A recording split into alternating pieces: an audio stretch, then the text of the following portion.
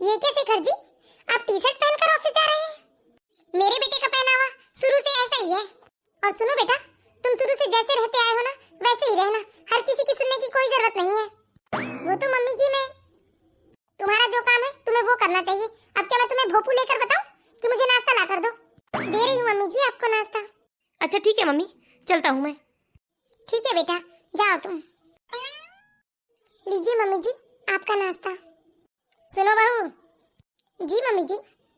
एक बात गांठ बांध लो बहू, मेरे बेटे को बदलने की कोशिश भी मत करना। अपनी हदें अपने कमरे तक ही सीमित रखना।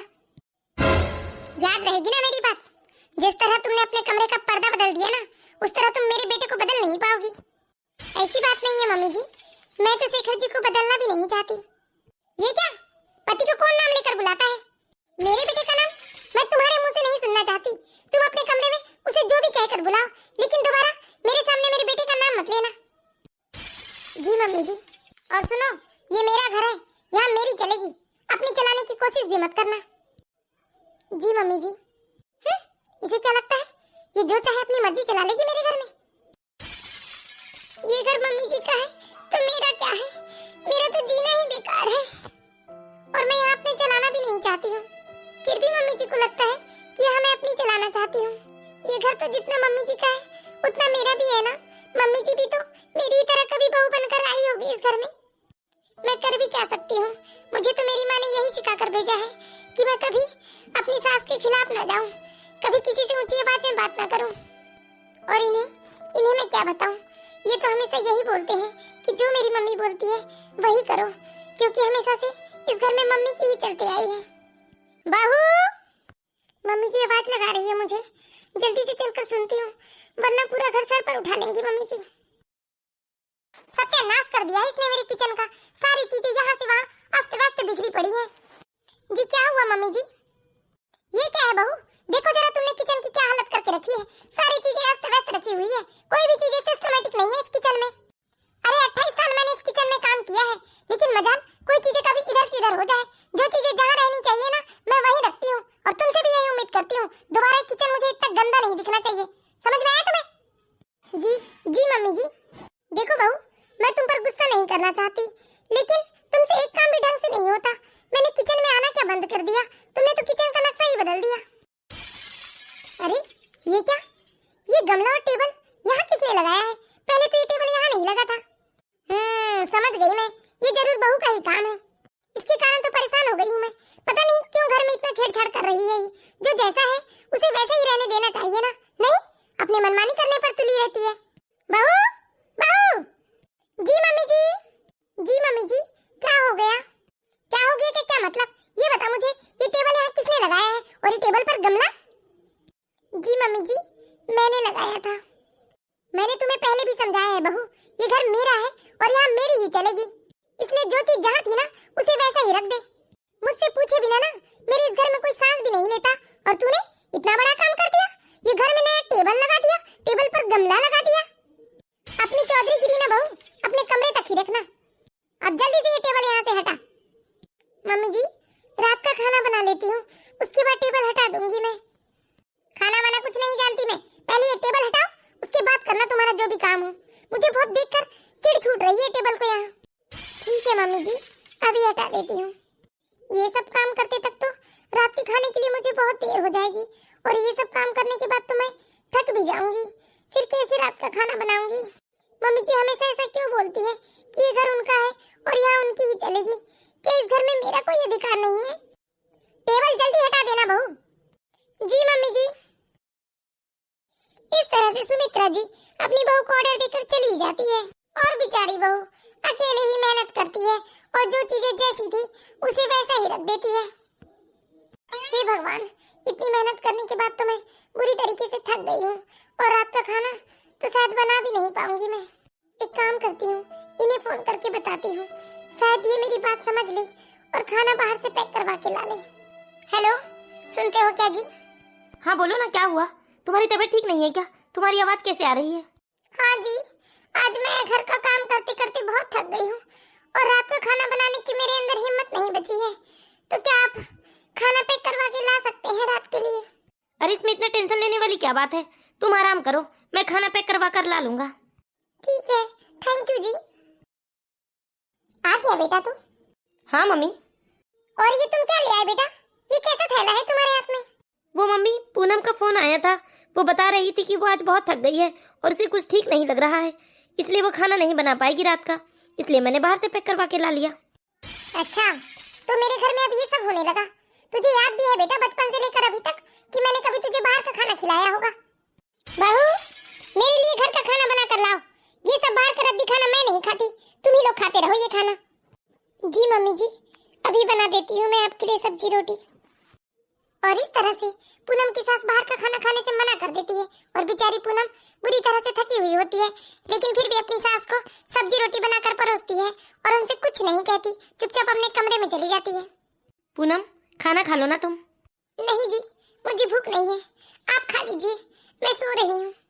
ऐसे कैसे बिना खाए सो रही हो पूनम? थोड़ा सा तो खा लो। नहीं जी, नहीं खा पाऊंगी मैं मम्मी से जाकर कहता हूँ, अगर मम्मी कहेगी ना पूनम को खाना खाने तो पूनम मम्मी की बात टाल नहीं पाएगी। मम्मी, आप एक बार पूनम से कहिए ना कि वो खाना खा ले, वो बिना खाना खाए ही सो रही है। क्या? मैं क्यों बोलूं उसे खाना खाने? उसे खाना खाना होगा तो खाएगी, वरना भूखे ही मरेगी। अरे सुमित्रा आज तक किसी के सामने झुकी नहीं है, जो तेरी बीवी के सामने झुक जाए। उसे खाना होगा तो खुद खा लेगी। बड़ा आया अपनी बीवी की सिफारिश करने। अब मैं क्या कहूँ पूनम से? मम्मी ने भी पूनम से कहने से मना कर दिया। पूनम, उठो ना, प्लीज खाना खा लो। अगर तुम खाना नहीं खाओगी तो मैं भी नहीं खाऊंगा। आप खाना खाइए ना जी, आप क्यों खाना नहीं खा रहे हैं? अरे सब मेरी ही गलती है, मैं भूल गई थी कि ये घर मेरा नहीं है और मैं अपनी चलाने चली थी। मम्मी जी से पूछे बिना मैंने आपसे बाहर से खाना लाने को कह दिया, सब मेरी गलती है जी। ऐसी बात नहीं है पूनम, ये घर तुम्हारा भी है। नहीं जी, समझ गई हूँ मैं, इस घर में मेरा कोई अधिकार नहीं है। प्लीज ऐसा मत कहो पूनम। अगर ऐसा नहीं है तो क्या ये बात मम्मी जी के सामने आप बोल सकते हो कि इस घर में मेरा भी अधिकार है? ऐसी बात नहीं है पूनम कि मैं मम्मी से कुछ कह नहीं सकता। अगर मैंने मम्मी से कुछ कह भी दिया ना तो मम्मी तो मुझे कुछ नहीं कहेगी, बल्कि तुम्हारे ऊपर ही इल्जाम लगाएगी। कहेगी कि तुमने आते ही मेरे बेटे को बदल दिया, जो आज मेरा बेटा मुझसे जबान लड़ा रहा है। और फिर मम्मी हमेशा तुमसे खफा खफा रहेगी और घर में बस तनाव का माहौल रहेगा। इसलिए मैं मम्मी से कुछ भी नहीं कहना चाहता। ठीक है जी, आप खाना खाकर सो जाइए, मैं भी सो रही हूँ। इस तरह से पूनम बिना खाए पिए सोने चली जाती है। लगता है मेरी मधु का फोन आ रहा है। हेलो, हाँ बेटा मधु। अरे कैसी है बेटा तू? मम्मी मैं तो अच्छी हूँ, लेकिन ना मुझे आपकी बहुत याद आ गई है, इसलिए मैं कल आ रही हूँ मम्मी। हाँ ठीक है बेटा, आ जाओ। अच्छा ये बताओ क्या खाना है तुम्हें? मैं तुम्हारी भाभी को बोलकर बनवा देती हूँ सब कुछ। अरे क्या मम्मी, क्यों बेचारी भाभी को बेकार में परेशान करती हो? जो बना होगा वो खा लूंगी मैं।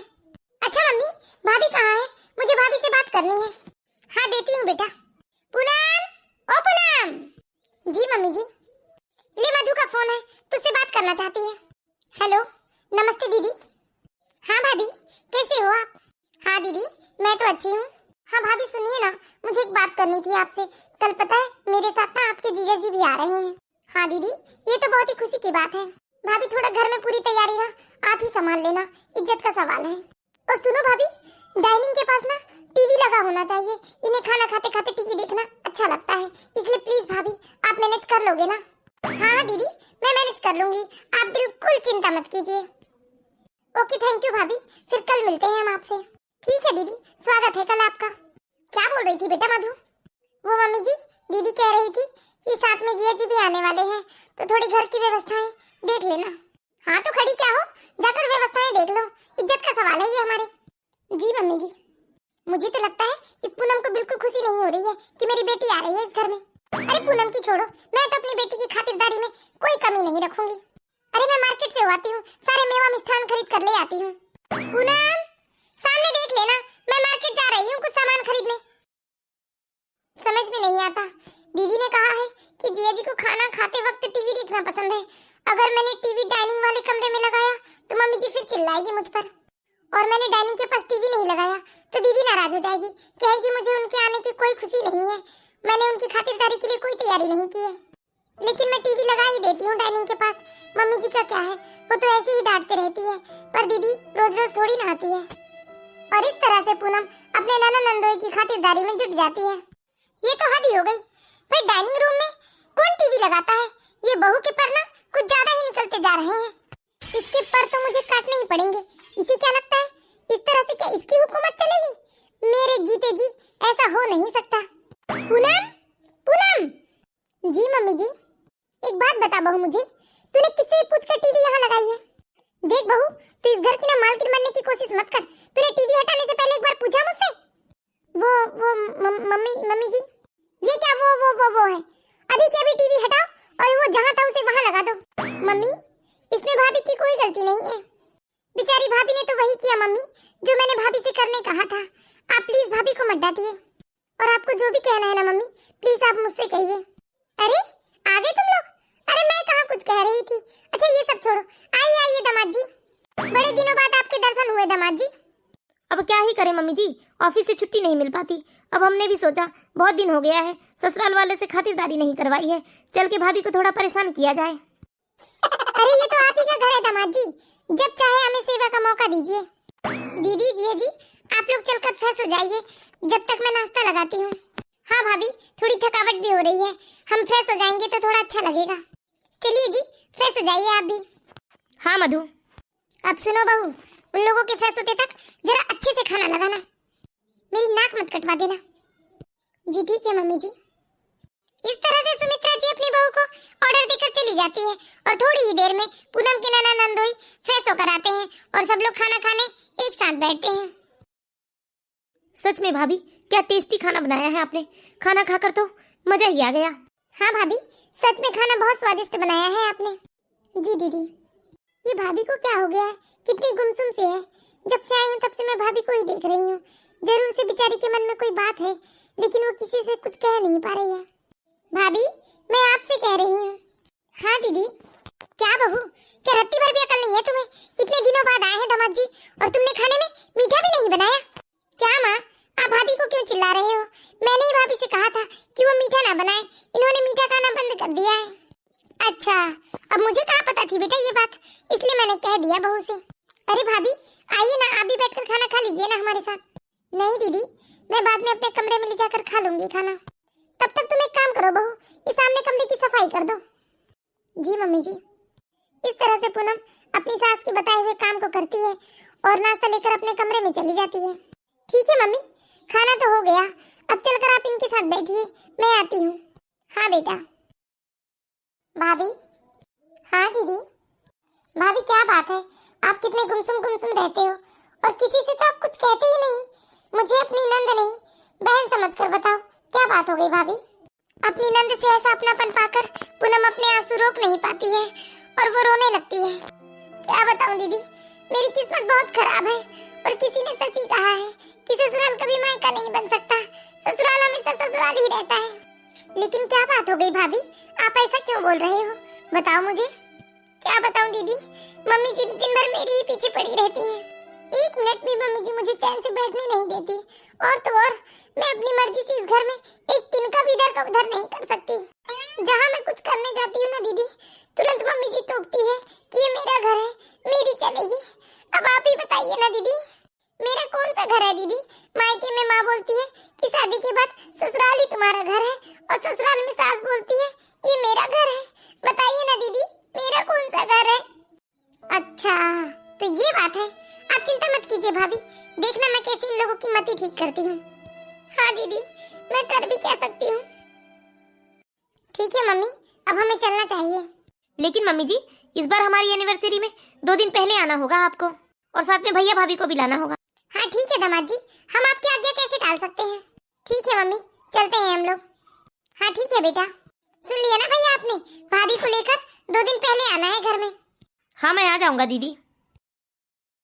तेरे तो मन की हो गई होगी ना, मेरी बेटी एक दिन में ही चली गई, बड़ी खुशी मिली होगी तुझे तो। पूनम। हाँ कहिए जी। दीदी के यहाँ जाने की पूरी तैयारी कर लेना पूनम, और यदि किसी चीज की कमी हो तो तुम मार्केट से जाकर ले आना। अरे हम भी दीदी के यहाँ की पार्टी में ना किसी से कम नहीं दिखने चाहिए, इसलिए थोड़ी अच्छी तैयारी रखना अपनी। ठीक है जी। अच्छा मैं मार्केट जा रहा हूँ, यदि तुम्हें किसी चीज की जरूरत हो तो मुझे दे दो लिस्ट बनाकर। नहीं जी, मुझे किसी भी चीज की कोई जरूरत नहीं है। ठीक है मैं तो जा रहा हूँ, लेकिन यदि तुम्हें याद आ जाए तो मुझे फोन कर देना। ठीक है जी। बेचारी पूनम अपने ससुराल में सबसे कटी कटी रहने लगती है, लेकिन ना ही किसी को कुछ समझ में आ रहा था और ना ही किसी को कोई फर्क पड़ रहा था। शेखर, पूनम, जल्दी करो, मधु के घर पहुंचना है हमें समय पर। हाँ मम्मी, बस हो ही गया, आ ही रहे हैं हम। चलिए मम्मी, हो गए हैं हम लोग तैयार। और सामान कहाँ है बेटा सब? वो तो सब मैंने पहले ही गाड़ी में रख दिया था मम्मी। चलिए आप। हाँ चलो बेटा जल्दी जल्दी, वरना दामाद जी गुस्सा करेंगे कि हम देर से आए हैं। हाँ चलिए मम्मी। और इस तरह से पूरा परिवार मधु के ससुराल पहुंच जाता है। आइए मम्मी जी, स्वागत है आप लोगों का। हाँ जिया जी, देखा ना आपने, हम समय पर पहुंच गए हैं। हाँ साले साहब। आइए भाभी, बैठिए। जी दीदी। समधन जी कहाँ है बेटा? नमस्ते समधन जी। बड़ी लंबी उम्र है समधन जी, अभी बस मैं आपके ही बारे में पूछ रही थी। जी आप लोगों को आने में कोई तकलीफ तो नहीं हुई? नहीं समधन जी। और ये क्या मधु, जरा भी दिमाग नहीं है तुम्हारे अंदर? पहले इन लोगों को फ्रेश होने कहना चाहिए ना तुम्हें, बेचारे कितने थके हुए आए हैं। जी मम्मी जी। अब खड़ी क्या हो मधु, जाओ मेहमानों को कमरा दिखा दो। जी मम्मी जी। मम्मी चलिए, मैं आप लोगों को कमरा बता देती हूँ और आप लोग नहा धोकर फ्रेश हो जाइए। हाँ बेटा। सुमित्रा जी तो दंग रह जाती है जब देखती है कि बेटी के ससुराल में बेटी की तो जरा भी इज्जत नहीं कर रही है सास। लेकिन सुमित्रा जी चाहकर भी कुछ नहीं बोल पाई, क्योंकि अभी अभी तो आई थी वो अपनी बेटी के ससुराल में। चलिए मम्मी। हाँ बेटा चलो। मम्मी ये आप लोगों का कमरा है, आप फ्रेश हो जाइए। मधु तुमने ये कौन से कलर का पर्दा लगा दिया? जी मम्मी जी। मधु पर्दा चूज करने से पहले मुझसे एक बार पूछ तो लिया होता, ये कौन सा पीला सा कलर टंगा दिया है, कितना बेढंगा सा दिख रहा है ये, जरा भी नॉलेज नहीं है तुम्हें कलर का। सॉरी मम्मी जी। बस उल्टे सीधे काम कर लो और सॉरी कह के अपना पल्ला झाड़ लो। आइंदा से याद रखना मधु कि घर में कुछ भी बदलने से पहले एक बार मुझसे पूछ लेना, समझ में आया? जी मम्मी जी। बेटा मैं ये क्या देख रही हूँ, तेरी सास तेरे साथ ऐसा व्यवहार क्यों कर रही है? जाने दीजिए ना मम्मी, आप इन सब चीजों पे मत पड़िए। आप लोग फ्रेश होकर नीचे आइए मम्मी, तब तक मैं खाना लगा लेती हूँ। ठीक है बेटा। हे भगवान, मैं तो सोचती थी कि मेरी बेटी अपने ससुराल में राज करती होगी, लेकिन ये क्या, ससुराल में तो उसका जरा भी मान सम्मान नहीं है। अपनी बेटी का मान सम्मान नहीं है तो इन्हें कितना दुख हो रहा है, और घर में जो किसी और की बेटी का इतना अपमान करती है वो कैसे भूल गई है मम्मी? किसी ने क्या खूब कहा है, दूसरों का जले तो धुआं उड़े और अपना जले तो कलेजा दुखे। मम्मी जी मैं फ्रेश होने जा रही हूँ। हाँ जाओ, पहले तुम ही फ्रेश हो जाओ। ये सब देखने से तो अच्छा था कि मैं इन सब चीजों से अनजान थी, बेकार में ही आ गई मैं मधु के ससुराल। मैंने तुम्हें मना किया था ना बहू कि तुम मिठाई फ्रिज में नहीं रखोगी, फिर तुम्हारी हिम्मत कैसे हुई मिठाई फ्रिज में रखने की? पता नहीं कब अकल आएगी तुम्हें। और ये बताओ तुमने खाने में मीठा बनाया है या नहीं? वो मम्मी जी क्या वो लगा रखा है तुमने? एक बात भूलना मत, ये मेरा घर है और यहाँ मेरी ही चलेगी। नहीं समधन जी, मैंने ही मधु को मना कर दिया था। वो क्या है ना, मुझे शुगर हो गया है, इसलिए मैंने कहा था इससे कि मीठे में कुछ मत बनाना, इसमें मधु की कोई गलती नहीं है। अच्छा तब तो ठीक है, बैठिए समधन जी, अभी आती हूँ मैं। ये क्या था बेटा मधु, मैं जब से आई हूँ तब से देख रही हूँ तुम्हारी सास तुम्हारे साथ ऐसा व्यवहार क्यों करती है? तुम इतना काम करती हो, एक पैर में खड़े होकर सारा घर संभाल के रखा है, फिर भी तुम्हारी सास जब देखो तब तुमसे बस मुंह फुलाकर रहती है, तुमसे बदतमीजी से बात करती है, तुम्हारा जरा भी मान सम्मान नहीं करती। अरे ऐसी खड़ी सास को तुम कैसे झेल पाती हो बेटा मधु? जैसे पूनम भाभी आपको झेलती है ना मम्मी, वैसे ही मैं अपनी सास को झेल लेती हूँ। और भाई अभी भी वक्त है, आप अपना घर बचा लीजिए, नहीं तो ऐसा ना हो कि पूनम भाभी दुखी होकर घर छोड़कर चली जाए। और मम्मी आप लोगों को मेरा दुख तो दिख रहा है, लेकिन पूनम भाभी का दुख क्यों नहीं दिखता? पूनम भाभी के साथ भी तो वही सब होते आ रहा है जो मेरे साथ हो रहा है। आप ये क्या बोल रहे हो दीदी? हाँ भाई, आप तो शुरू से ही मम्मी का स्वभाव जानते हो ना। पहले मेरे साथ भी मम्मी यही सब करती थी, लेकिन मैं तो बेटी थी तो मम्मी को जवाब देकर बातों को भूल जाया करती थी। लेकिन भाभी बेचारी चुपचाप गुमसुम रहती है और मम्मी की हर बात को मान लेती है। कितनी दुखी है भाभी, एक बार तो भाभी की साइड देखिए भाई। मेरे ससुराल वालों को तो आप लोग नहीं सुधार सकते मम्मी, ना ही मेरा नसीब बदल सकते हैं, लेकिन आपके घर में जो अत्याचार हो रहा है आपकी बहू के साथ, उसे तो आप जरूर रोक सकते हैं मम्मी। हाँ बेटा तू सच ही कह रही है, मैंने कभी तेरी भाभी की साइड नहीं देखा। आज तेरा दुख देखकर मुझे कितनी तकलीफ हो रही है, लेकिन मैं तो ये भूल ही गई थी, यही सब तकलीफ तो मैं भी अपनी बहू को दे रही हूँ। उसकी माँ भी ये सब देखकर तो दुखी ही होगी ना मेरी तरह। मुझे माफ कर दे बेटा पूनम, मैंने तुझे बहुत दुख दिया है। और आज के बाद बेटा वो घर सिर्फ मेरा नहीं, हम सबका होगा, हमारा घर है वो। मुझे माफ कर दे बेटा पूनम, और मुझे मेरी गलती सुधारने का एक मौका दे दे। ये क्या मम्मी जी, आप मुझसे बड़े हैं और आप इस तरह से मुझसे माफी मत मांगिए। मैं बस कुछ नहीं चाहती आप लोगों से, बस थोड़ा सा प्यार और सम्मान ही चाहती हूँ मम्मी जी। हाँ पूनम, मैं तुमसे वादा करती हूँ बेटा, तुम्हारे हिस्से का पूरा प्यार और मान सम्मान मैं तुम्हें दूंगी। और मैं आप सभी दर्शकों से भी विनती करती हूँ, एक वादा आप भी अपनी बहू से कीजिए कि आप अपनी बहू के हिस्से का सारा मान सम्मान और प्यार सिर्फ अपनी बहू को ही दोगे। आपका बहुत बहुत शुक्रिया दीदी, आज आप ना होती तो मुझे मेरे हिस्से का प्यार और सम्मान कभी नहीं मिलता। और मैं भगवान से दुआ करूंगी कि आपको भी अपने हिस्से का पूरा मान सम्मान मिले। तो फिर समझ लो बेटा पूनम कि भगवान ने तुम्हारी सुन ली। मैं अपनी बहू को उसके हिस्से का पूरा प्यार और पूरा मान सम्मान दूंगी उसे। हाँ मम्मी, मेरी मम्मी जी तो बहुत अच्छी है और मुझे पूरा प्यार और मान सम्मान देती है। ये सब नाटक तो हमने आपको सबक सिखाने के लिए किया है।